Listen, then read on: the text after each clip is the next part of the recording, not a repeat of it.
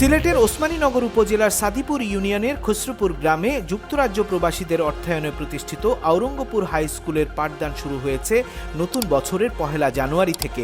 স্কুলের সার্বিক ব্যবস্থাপনা নিয়ে এক সভা অনুষ্ঠিত হয়েছে পূর্ব লন্ডনের লি স্পাইস রেস্টুরেন্টে।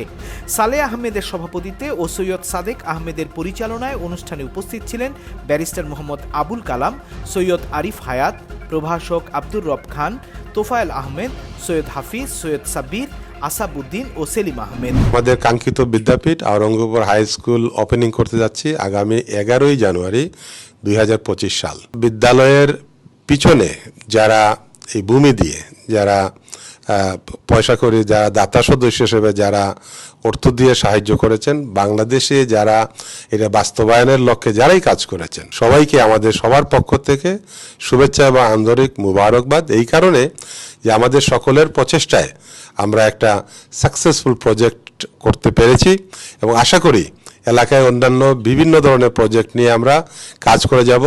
এইটা হচ্ছে আমাদের অঙ্গীকার। সভায় স্কুলের সার্বিক খরচ বহন করতে 30 জন প্যাট্রন যুক্ত হয়েছেন, যারা বছরে 50,000 টাকা করে প্রদান করার প্রতিশ্রুতি দিয়েছেন। স্কুলটি এমপিওভুক্ত না হওয়া পর্যন্ত যুক্তরাজ্য প্রবাসীরা এই খরচ বহন করবেন বলে তারা জানিয়েছেন। আওরঙ্গপুর হাই স্কুল প্রতিষ্ঠা করতে যারা অর্থ দিয়ে সহায়তা করেছেন, তাদের সকলের প্রতি কৃতজ্ঞতা প্রকাশ করেছেন আয়োজকরা। পলিটিকা টিভি নিউজ ডেস্ক।